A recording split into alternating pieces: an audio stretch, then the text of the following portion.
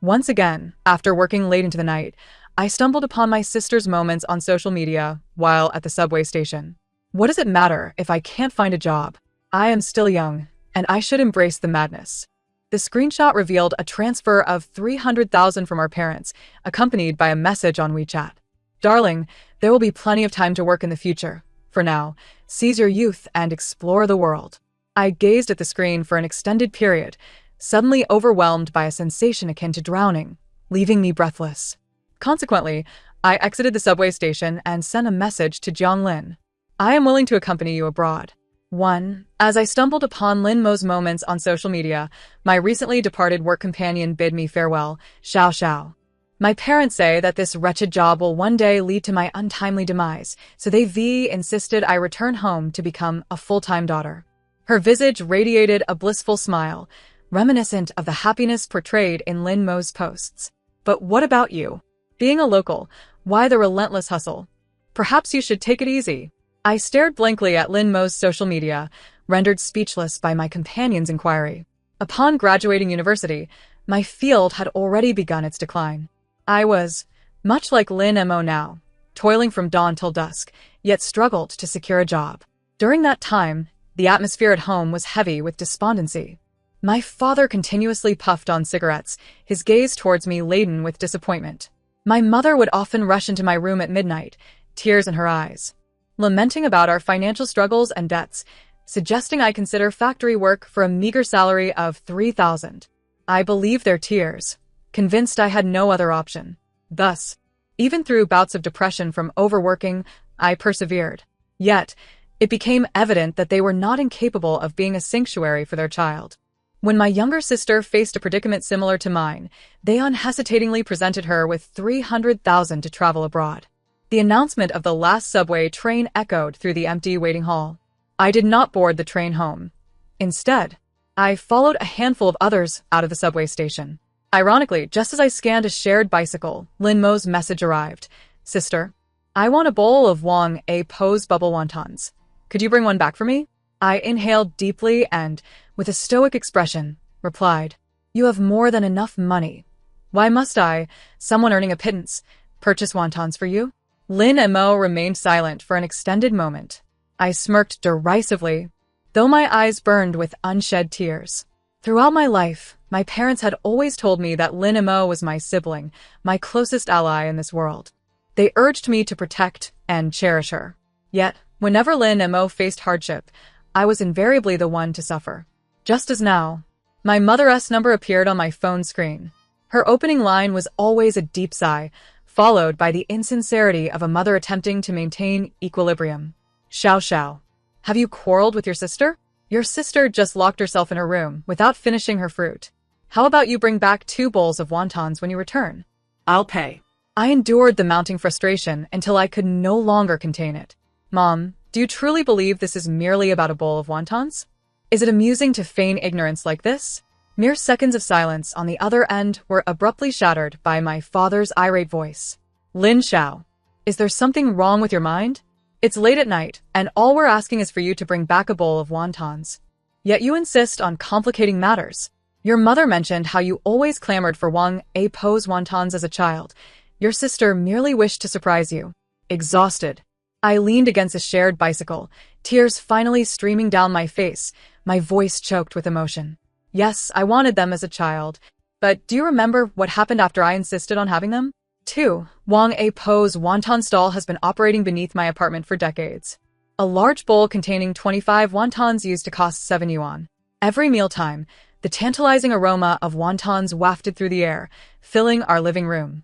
I would cling to the railing, inhaling that delightful scent, swallowing hard in anticipation. Later, I tentatively asked my mother if I could have a bowl of wontons if I ranked first in my final exams. She smiled and agreed. However, when I proudly presented my perfect exam paper, my father abruptly lashed out at me with a belt, declaring that I was foolish for wanting to indulge while our family struggled financially. My insatiable appetite would surely lead me to a life of begging. I cried out for my mother, but she entered the room cradling my sister. After that day, I developed a profound aversion to wontons. Even when my family made them, I would feign a diet to avoid even a single wonton. Yet now, my parents insist that wontons are my favorite food. As I recounted my grievances through tears over the phone, I exclaimed, "It's Lin Mo who loves Jiang APS wontons." The moment she expresses a desire for them, you would rush out in the middle of the night to get them for her. What about me? You're concerned for Lin Mo, knowing she'll have to work for many years, and you lavishly send her on trips. What about my needs? I'm exhausted from work too. I rush home on the last subway train every day, and I long to resign for a break. But what do you say? You claim the family cannot support me, that I must strive to be independent. Lin Mo, Lin Mo, Lin Mo. She is your precious daughter. Shielded from any distress, I meant to suffer in silence. I vented uncontrollably for a considerable time, only to realize that the other end of the line had fallen silent. After a prolonged pause, I slowly lowered my phone from my ear. The screen was pitch black. They had already hung up. My grievances dissipated into the evening breeze, scattering as effortlessly as my tears, which had gone unnoticed. I wiped my eyes, unlocked my phone, and hesitantly typed a message. My superior replied promptly, "Lin Xiao, you will not regret your decision today." That evening, I booked a room at the finest hotel in the city, paying for a month's rent up front. It was an extravagant expense, unlike any I had ever undertaken. However, this time, devoid of the usual anxiety and guilt associated with spending, I calmly signed the bill. As expected, my phone remained silent throughout the night. No one at home seemed to care about my absence. The following morning at 6, I returned home to pack my belongings. Upon opening the door, I was greeted by a disheveled living room. Familiar takeout containers cluttered the table, and the wonton soup had soured and turned murky overnight. I could vividly envision my parents descending to buy that bowl of wontons, their cheerful expressions as they carried it home to delight Lin Mo. I scoffed derisively, heading straight to my room to gather my things. As I dragged my suitcase out, Lin Mo stumbled out of her room, yawning. Instinctively, I hid my suitcase behind me, but she merely groaned sleepily and turned her gaze towards the living room. After a brief moment, her voice rose in indignation. "Sister, aren't you being a bit excessive? You didn't even make breakfast. Was it such a monumental task to bring back a bowl of wontons? Must you throw a tantrum over it?" I stood at the door, impassively observing her flushed face, remaining silent.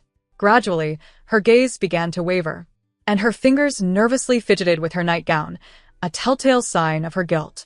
There had been times when our parents favored her, and as the beneficiary, Lin Mo was not oblivious to it. Initially, when I displayed my sadness, she would anxiously use her saved pocket money to buy me gifts. However, as she grew accustomed to this favoritism, she began to believe that my role as her older sister inherently obliged me to yield to her whims.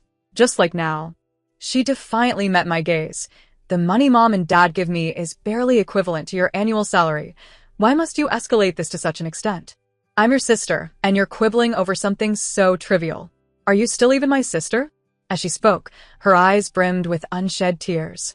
Leaning against the doorframe, I calmly regarded her.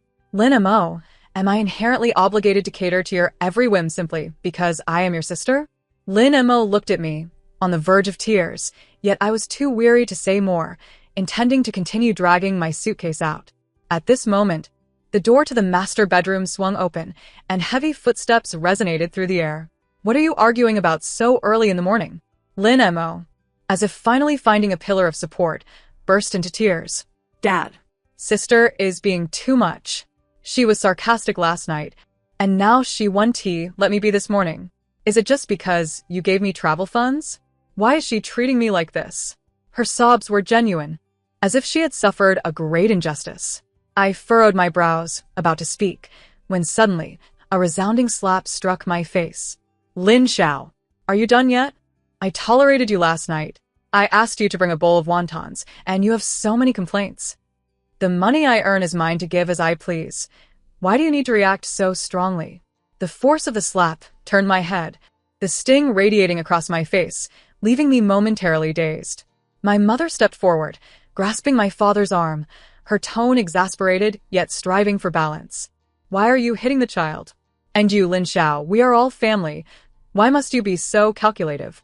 Lin Mo's cries softened as she stood beside me, disdainfully pouting. "Exactly." I licked my numb cheek with my tongue, standing still as this united trio cast their disappointed and angry gazes upon me. As if I had committed some heinous crime. Was it truly wrong to mind their blatant favoritism? In a daze, I suddenly recalled that this scene had played out before. It was during a time when the living expenses they provided were unjust. When I attended university, my parents allocated me a mere 1,000 yuan a month, and even that required me to awkwardly plead for it, only to be chastised as a wasteful daughter. Eventually, I learned to be self-sufficient, taking on part-time work off-campus. Never again asking them for money. They seemed to take the hint, no longer inquiring if I needed living expenses. I had always believed it was due to financial constraints, until Lin Mo, during her university years, accidentally revealed that her monthly allowance was 3,000 yuan. That day, a monumental battle erupted at home. Lin Mo cried incessantly. And I too wept uncontrollably. Yet, I forgot that my sister's tears were precious. They would elicit my mother's affectionate embrace, granting her anything she desired. My tears, however, would only result in scorn and slaps, followed by my mother's red-eyed inquiries about when I would become sensible. My father, just as he did today, struck me and asked if I wanted to tear the family apart to be satisfied. Such words weighed heavily, and their disappointed gazes rendered me speechless. That incident was swallowed down amidst my tears, yet the wound remained wide open. This time, the 30,000 yuan pricked it, causing it to bleed profusely, leaving me in agony. When I regained my senses, the corridor was deserted. They had taken the sobbing Lin Mo away, leaving me standing alone. Comically absurd. I stiffly turned to glance back at the room I had inhabited for 28 years before closing the door behind me, never looking back again. More than half a month later, my account received 2 transfers. One was from Lin Mo, who sent me 5,000 yuan, and the other from my mother, who also sent 5,000 yuan. I stared blankly at the 2 messages, a nauseating feeling stirring in my heart and stomach. In the next instant, Lin Mo called. Her tone was cheerful, as if nothing had transpired. Sister, did you receive the money? I discussed it with Mom. We thought sending you some money would cheer you up. Now we both have money, so you can't stay mad at me anymore. And you, at your age, actually learned to run away from home. Dad has been furious these past few days. I coldly interrupted Lin Mo's incessant chatter. What do you actually want by calling me? I understood Lin Mo's nature. She would not ascend the sacred throne without a purpose. If she had no requests, she would never lower herself first. Sure enough, there was a brief pause on the other end before Lin Mo's voice emerged again, mumbling, Sister, could you help me organize the visa documents? You used to travel abroad for work, so you should know how. I lowered my head, operating my phone to return both transfers. I've sent the money back. Lin Mo, you need to handle your own affairs. Lin Mo probably did not anticipate my prompt and merciless refusal, and her voice escalated. Lin Xiao. I've already lowered myself. Must you be so stubborn? If you don't want help, I can spend a bit more money and still manage the visa. She angrily hung up the phone. I continued my work, indifferent to the exchange. However, I did not expect my mother to bring Lin Mo to my office. Lin Mo shot me a glance before coldly averting her gaze. My mother glanced at me helplessly and said, Xiao Xiao, when are you coming home? You've made a fuss for more than half a month. Isn't that enough? I remained silent. Lin Mo, with her usual sarcasm, retorted, TC. She must be having too much fun outside to care about home. My mother gently patted Lin Mo's hand. What are you blabbering about? Your sister is not like that. She turned to me, right, Xiao Xiao? I glanced at the dark circles under my mother's eyes and suddenly smiled. Mom. Has it been exhausting to wake up early every morning to make breakfast for the past half month? My mother's face flushed, awkwardly smiling. My father sometimes had to leave for work at 6 in the morning, so someone had to rise by 5 to prepare breakfast. Since the day I graduated from university, this task had fallen to me. They claimed that since I was working and considered independent, they would not charge me rent, and it was my duty to contribute in any way I could. Thus, I had been working late into the night, returning home at dawn, rising at 5 or 6 to cook breakfast. On weekends, I was also responsible for cleaning the house. I had lived this way for 5 years. Meanwhile, Lin Mo, after her graduation, also lived at home but could sleep in at any hour. Their visit to me now was merely because there was suddenly no one to do the chores at home. Lin Mo grew impatient, kicking the table leg. Mom, what are you talking to her for? She clearly wants to stir up trouble. If she is so capable, she should never come back home. My mother sighed, looking at me disapprovingly. Xiao Xiao, weren't you always the sensible one? We are all family. Must everything be counted so meticulously? Yes. Sometimes Dad and I may favor your sister a bit, but she is younger. Shouldn't he, the older one, give way to the younger? Didn't he you also say that as an elder sister, you would love your younger sister unconditionally? I turned to Lin Mo, who was fighting back tears, pouting and calling me sister. Whenever she had angered me, she would always use this act to soften my heart. I forgave her for switching rooms while I was away in high school. I forgave her for her subtle attempts to flaunt her allowance in front of me. I also forgave her for taking my hard work for granted time and time again. But every relationship has its limits. Even the deepest affection can be worn thin by a series of despicable acts. Just like now, as I looked at Lin Mo, I no longer felt the pride and comfort of an elder sister, but rather the cold detachment one reserves for a stranger. The day before my departure abroad, Mr. Zhang asked if I wanted to take a day off to return home and spend quality time with my parents. After considering it, I intended to decline. But he spoke first. You are to accompany me to Southeast Asia for no less than 5 years. During this period, your return will be exceedingly difficult. It would be wise to visit home and avoid future regrets. I lingered beneath the company's building for a considerable time before ultimately deciding to return to my hotel. As I stepped into the lobby, a figure suddenly charged towards me. Before I could comprehend the situation, a flurry of slaps landed upon my head and face. Lin Xiao, do you have no shame? If it weren't for my colleague claiming to see you at the hotel, I would have remained oblivious to your sordid escapades. I wondered why you suddenly seemed so obsessed with money. It appears you are so financially desperate that you have resorted to selling yourself. I screamed, clawing at the hands that were viciously tugging at my hair. What are you saying? I haven't done anything. Yet those hands clutched my hair like iron pincers. As my father's furious slaps rained down upon me without pause, my mother and Lin Mo stood nearby, wearing masks. When our eyes met, both averted their gazes in unison, as if they had encountered something unspeakably vile. The surrounding crowd had gathered, and I heard someone murmur, "What is happening?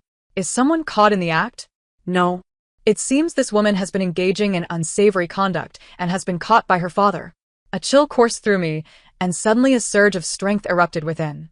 I forcefully drove my knee into my father's abdomen. He recoiled in pain but was ready to seize me again, his eyes ablaze with fury. I stumbled behind the security personnel, brandishing my phone and declaring loudly, "Don't come any closer. I will call the police." My father, fists clenched like large pots, bellowed, "You dare call the police? After your disgraceful actions, you still have the audacity to report me? Do you have any idea how much ridicule I have faced at work because of you? They laugh at me for not raising my daughter properly. For raising one who cavorts with men."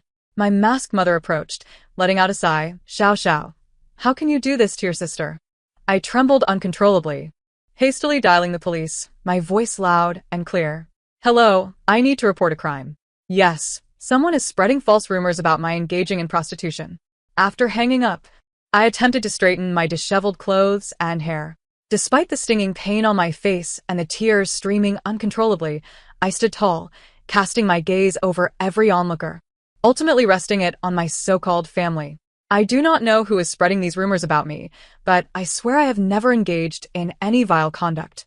The crowd whispered among themselves. "She's calling police. How bold.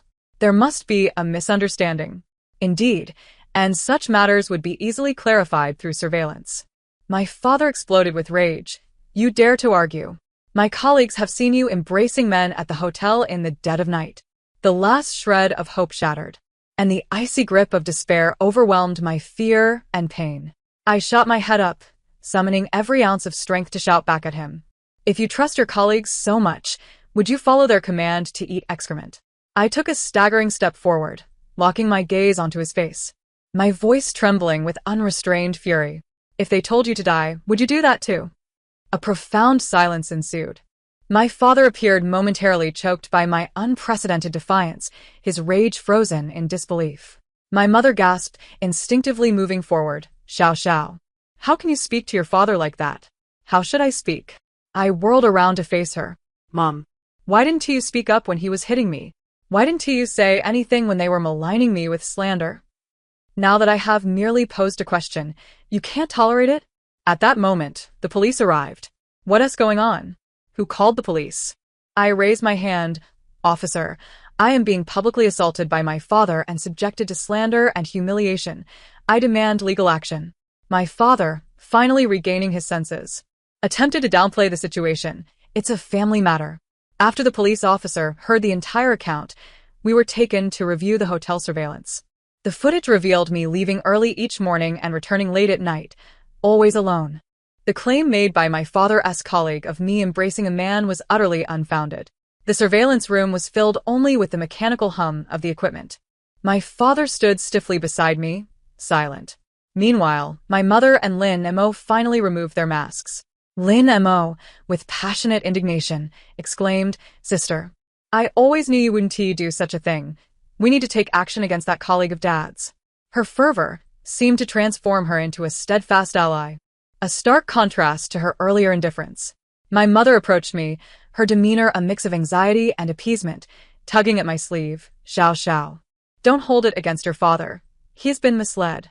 I withdrew my arm impassively, turning to the police. The person who defamed me should be detained, correct? And my father publicly assaulting me should also be subject to legal consequences, should it not? After viewing the surveillance, my father finally broke his silence. "Lin Xiao, I am your father. It is my right to discipline you." Meeting his furious gaze for the first time without flinching, my voice was unexpectedly calm. "Did you consider I am your daughter when you publicly slandered me and assaulted me before so many witnesses?" His face reddened, but he was at a loss for words. Finally managing to grit out, "Yes, your wings have hardened and you dare to oppose your parents. Lin Xiao, you have the audacity to never return home. Your mother, and I will simply consider you a wretched child." After that, he turned to my mother and Lin Mo, shouting, "Aren't you leaving yet? Are you waiting to be sent to jail?" Before departing, my mother cast a helpless glance at me, complaining, Xiao, you have quite the temper." Her words floated lightly, yet felt like a cold needle, piercing the last remaining soft corner of my heart. Even at this juncture, she believed it was my rebellious spirit that had caused this turmoil, rather than their unjust bias, fury, and slander. I watched as she hurried to catch up with my father, and Lin Mo threw me a reproachful glance. Throughout, they maintained their stance as the innocent parties. The police inquired if I wished to pursue the matter further. Without hesitation, I nodded. The following day, as I awaited my flight, a message from my mother suddenly appeared.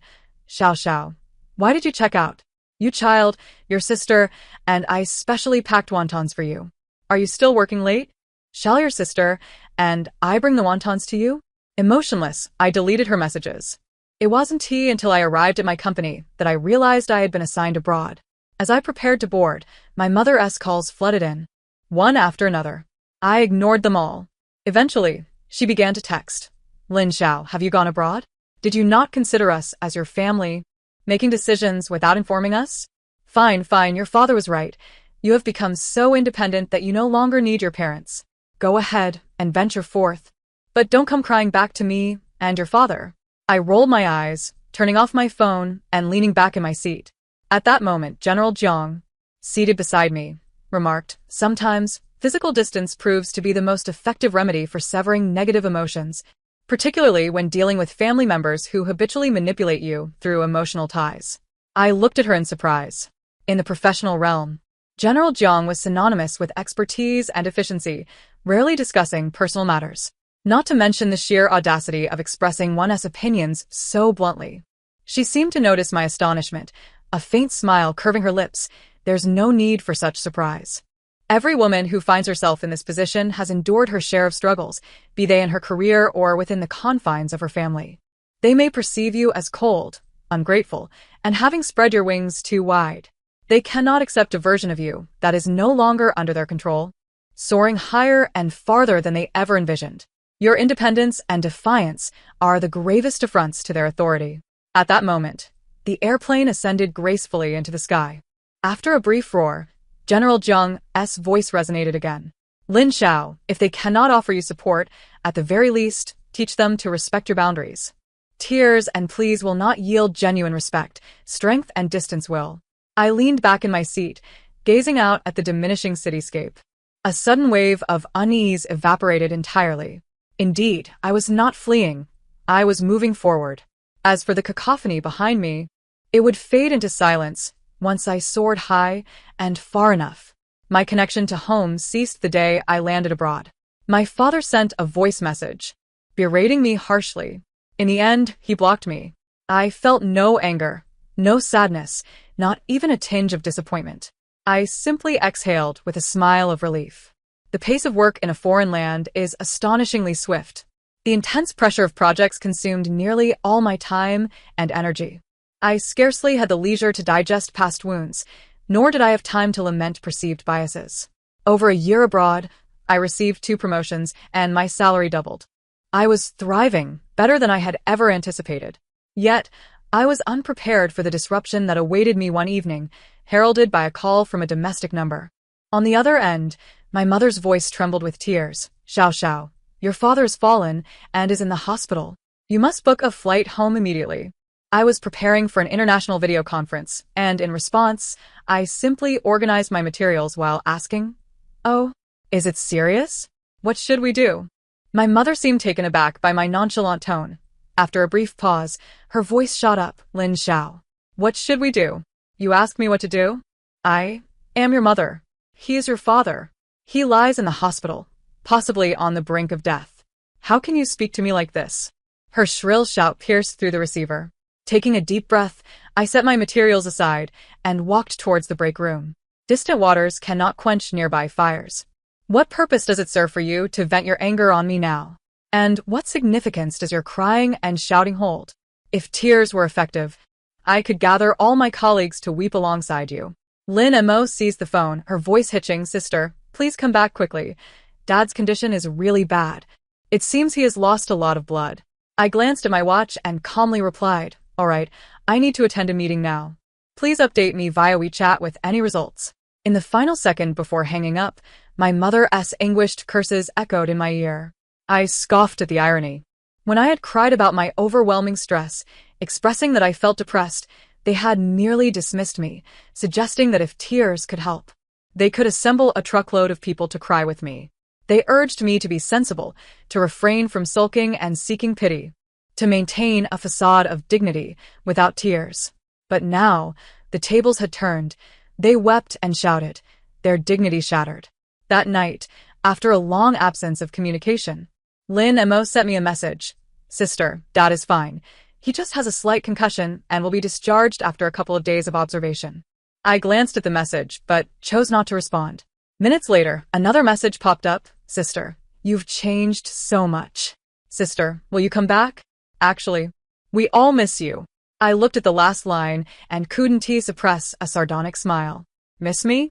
They must be yearning for the obedient, diligent Lin Xiao, who craved their affection.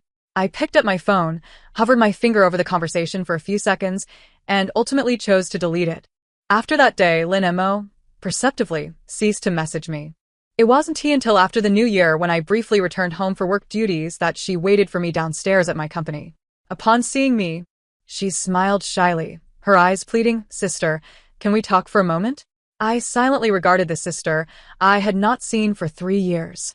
She had matured, yet her face bore the unmistakable signs of fatigue and weariness. She awkwardly touched her face. "Have I changed a lot? I've been working overtime nonstop. It's driving me nearly mad." As she spoke, her eyes glistened with tears. "Sister, were you this exhausted back then? You work harder than I did. You come home after I've already gone to bed. And yet, you still have to return home to do chores and care for me." I had no intention of delving into the distant, murky past with her, so I interjected, "So, what is it that you want from me?" She lowered her gaze and withdrew a card from her bag, extending it towards me.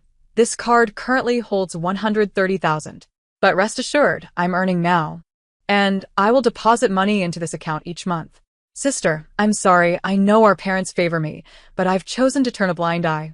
I glanced at the bank card without accepting it. "Has something happened at home?" Lin Mo smiled, yet tears streamed down her cheeks. "Sister, must it always be that something has gone awry at home for me to seek you out? Have you forgotten? I am your invincible little superhero." I was momentarily taken aback, watching as she pressed the card into my hand and dashed away. Your invincible little superhero. That phrase was often uttered by Lin Mo during her rebellious teenage years. She would puff up her cheeks, declaring our parents' unfairness, and then argue on my behalf. Even then, with tears welling in my eyes, I felt nothing but joy for this sister standing before me. I believed the greatest gift in our family was my sister. We were siblings. We were each other's support. We would uplift one another. But as time passed, Lin Mo grew up. She forgot her own words. The little superhero in my heart had long since faded from my memory.